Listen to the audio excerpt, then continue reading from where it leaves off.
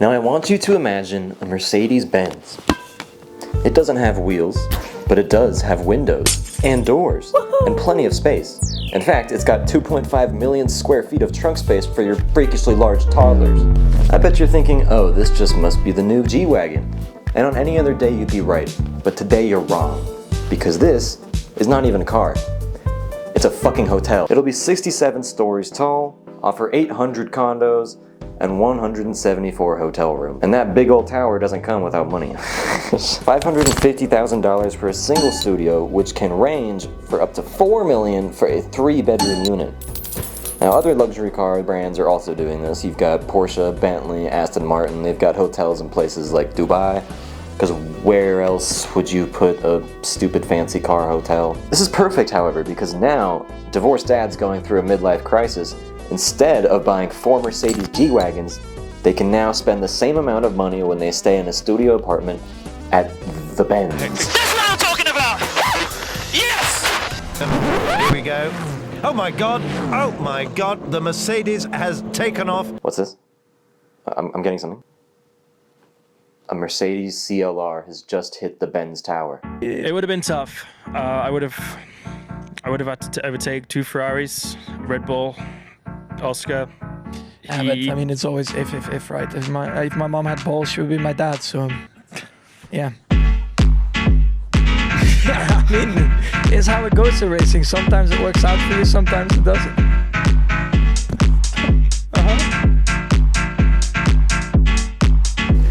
Now, the EV market at this time of year is particularly volatile, mostly because China's just dog-walking everyone. If you've seen Chinese EVs, you haven't because we live in America, but they're pretty crazy. They're very cheap, they're pretty cool looking, and they're just good cars. They work, unlike most electric cars here in America. Now, Volkswagen has been trying to compete, especially in China, with their ID line, which is their EV brand, and they've recently come up with a new concept car called, I fucking love this name, the Volkswagen ID Everyone. Woo! Somebody pop the fuck off with that name. Anyways, it's gonna be a cheap EV, $20,000 to $25,000.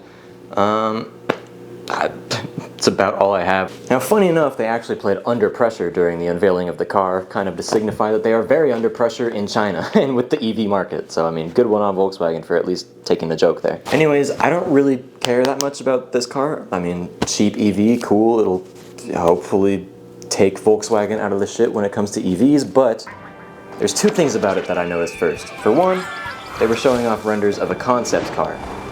2, the car looks like Jake the dog from the front. Now, basically this is a very long-winded intro into concept cars, which is what I want to talk about today. I love concept cars because it's a lot like if you handed a child a crayon and told them, draw the craziest car you can possibly think of that has all this cool shit, and it looks awesome.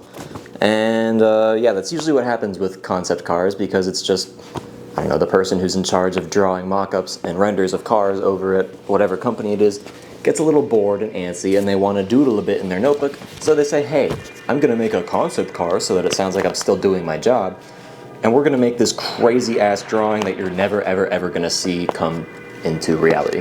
So, that being said, let's look at some of the craziest concept cars throughout history, because let me tell you,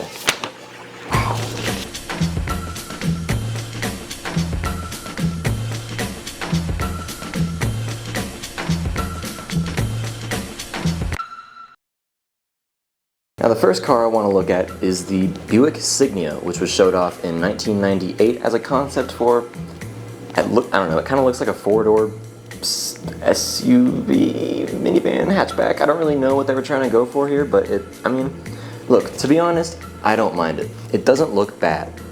However, the designers had to either be watching Doctor Who, E.T., or their toilets, because it either looks like an alien or the most aerodynamic turd I've ever seen. It's like a turd floating in the wind. This car was, widely made fun of when it came out, especially because of its paint choice, which gives it a nice golden brown turd complexion. However, I actually quite like it, especially compared to other cars that Buick has coming out today. They're kind of boring. I want something that looks like a turd. I want something that looks like an alien. Give me more of these. Maybe make it a different color though. I'm sorry, Buick, it just looks like a big poopy. Now next up is one that I actually quite liked. It's kind of like if the Renault Twingo had a German uncle who's way too into disco. And that is the 1989 Volkswagen Futura. Audio Jungle. Futura. Anyways, it's a minivan with a cool paint job that gives it the look of a fast food, like drinks cup. And not only that, but in order to make it even cooler, Volkswagen gave it gull wing doors. Because apparently when you run out of shit to make your minivan look cool, you just give it cool doors. I'm glad that the Volkswagen engineers realized that the ideal shape for a minivan is the Renault Twingo, which I would put on this list because I like it so much. However, it's actually a real car.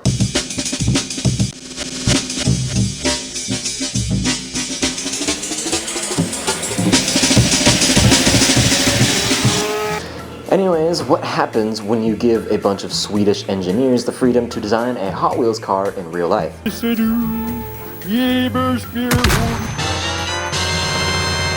Well, you get the Volvo T6 Roadster. I don't really know what to make of this one because I keep looking at it from different angles and it's just a different car every time. Like looking at it from the side, it kind of looks like a normal car. And then you look at it from the front and it's like, look at that big old sniffer. Anyways, it all kind of boils down to the Volvo engineers deciding that buggy shape is friend shape. And I can't disagree with that, because for some reason, even if this car looks a little terrifying with all that junk in the trunk, I kind of like it. Art, food, and mustaches. If anyone knows how to make something look a little bit odd, but kind of artsy and cool, it's the French. And they did it again in 1980 with the Citroën Karin. And as Top Gear put it, the Egyptians weren't the only people making pyramids. The French got onto that too, because look at this thing. Not only that, but they gave it a cool-ass steering wheel. Now, one thing I have noticed about French cars is that they all have weird steering wheels. The French designers don't like to make normal steering wheels. Like this one, it's...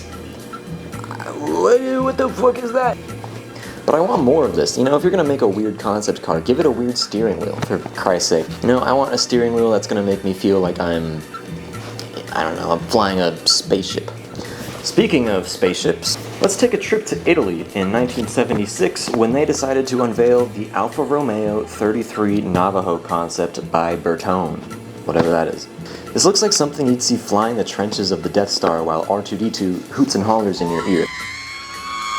Now, all this design sci-fi amalgamation also comes complete with its own special stylized quadrifoglio logo, which I love because it's quadrifoglio so fun to say.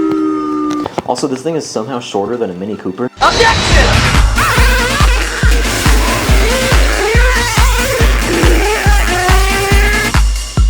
These pictures don't really do it justice, but I'll take their word for it.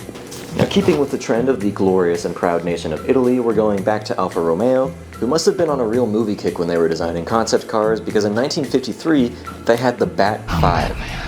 Now, I just want you to picture in your head what the Bat 5/Bats might look like. Because it looks like this. Alfa Romeo really put their own Italian spin on the Batmobile with this one, and not only that, but they gave it a big honkin' nose. Now, I'll give them credit, it's hard to design a good-looking Batmobile, but I get the vibe if you compared this one to, the actual Batmobile, it would go down a lot like... What gives you the right? What's the difference between you and me? I'm not wearing hockey pads. Now, let's look at one of the many pros when it comes to designing goofy-looking concept cars, and that is Toyota. Now, I first want you to imagine what a Toyota concept car might look like. It probably looks mean, super sci-fi, very fast. And then I want you to look at the 1969 Toyota EX3 or the third. Now I actually kind of like this one because it looks a lot like if someone took a 0.5 from that cursed forehead angle of this car. But to be honest, I think it looks pretty cute. It looks like a sad little stingray. Please, Mr. Irwin, come into the water. I swore I won't sting you to death. I'd fall for it. It's like if a car gave me puppy eyes. I've decided that we're not getting weird enough with these concept cars, so let's go back to another French car maker, Peugeot, who popped off with the Movie. Yep, it's got two O's. I don't know why they called it the Movie. It has nothing to do with movies or anything, but Now I think the story behind this one is that Peugeot was designing a helmet, or at least they were under the impression they were, and then they realized that they were supposed to be designing a car. So they were like, just put the wheels on it. I sure hope I don't have any French viewers. Anyways, I simply can't imagine why it never went past the concept phase, other than the fact that where's the crash structure? What happens if you get into a crash in this car? I guess it is designed to look like a helmet. Now we've looked at a lot of goofy, silly cars, so let's get serious. With the Subaru STI-RA Racer.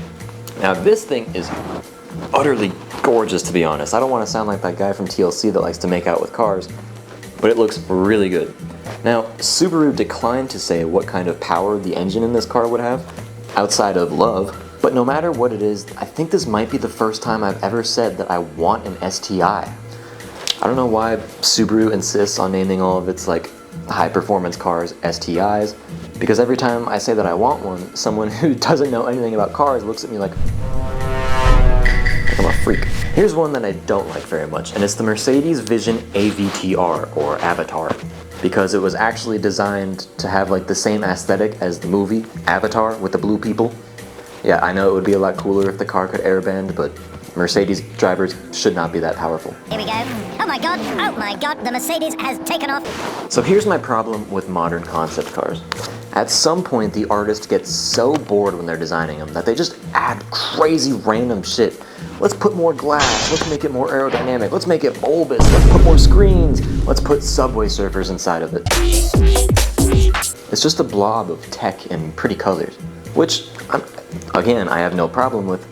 But what's the game plan when you get T-boned? Because the whole cockpit is just glass. Are you just supposed to accept your fate as a car crash cadaver? Oh, that's a good band name. I'm looking at you through this camera, and not only am I noticing that you're utterly gorgeous today, but also I noticed that you look like someone who would want a street-legal version of an 887 horsepower Le Mans prototype racer.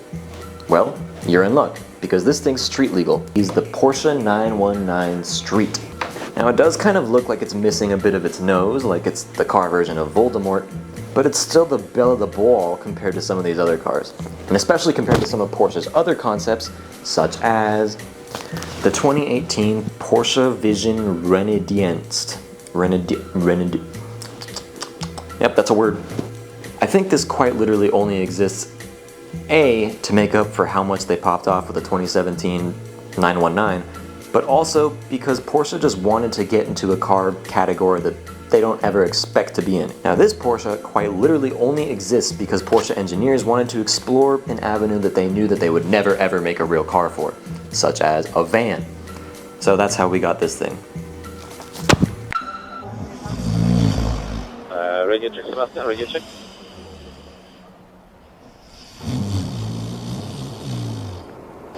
Radio check, Sebastian, radio check.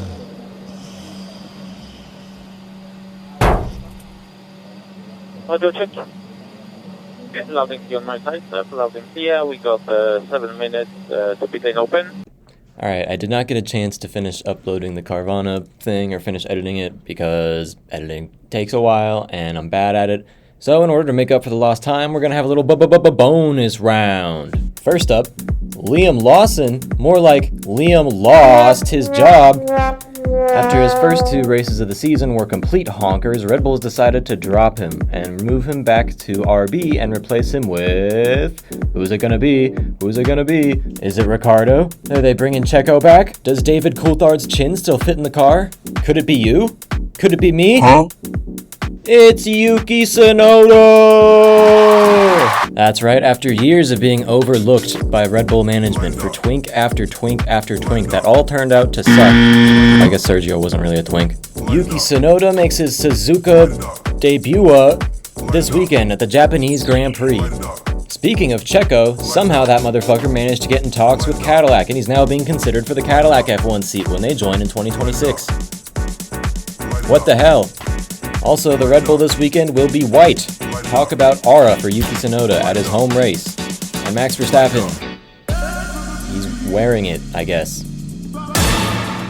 Nissan CEO must have felt like a real badass after he denied a deal from Honda. Right up until the point where he found out he was losing his job. That's right, baby. Nissan CEO, gone. New Nissan CEO. Enter. Now he's tasked with doing the exact same thing that the other guy was tasked with. Tasked with getting a merger with Honda done, or finding some sort of money to keep the business alive for more than 12 months. Lil Bro is starving and he cannot afford the wings. People hate their Teslas so much that they're taking badges off of other cars and putting them on the Tesla to try and make it seem like it's not a Tesla. It doesn't really work as well for the Cybertruck because, oh well gee, I wonder what car that is. Where's my little gamers? Because Nintendo just announced a new Mario Kart game, but not just any Mario Kart game. It's apparently going to have an open world, sort of like Forza Horizon. You know what this means? GTA 5 is finally going to have a competitor. Give Mario a gun and watch those sales rise. This cow is absolutely fucking shredding. Do you want to buy a car? Can you afford one? No? Fuck you! Because tariffs are now going to make it 10 times more expensive. This weekend, Andrea Kimi Antonelli faces his biggest challenge. No, it's not Suzuka. It's taking his final exams, because for some reason he's still in school.